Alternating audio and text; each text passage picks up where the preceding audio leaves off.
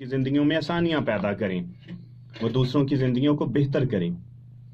एक कदीम हिंदू उस्ताद अपने शागिर्द को हैरत अंगेज तौर पर दुनिया का बेहतरीन तीर अंदाज बनाना चाहता है।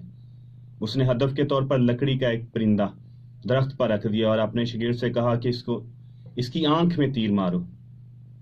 मशक के बाद उसने सबसे पहले अपने पहले शागिर्द से पूछा, तुमने तीर चलाते वक्त क्या देखा?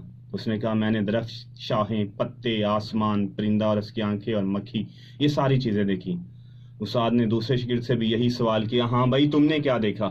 तो उसने कहा, मैंने सिर्फ परिंदे की आंख देखी। शागिर्द ने कहा, शाबाश, तुम कामयाब हुए।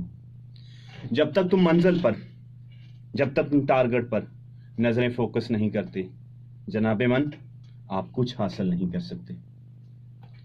बढ़ते हैं जी।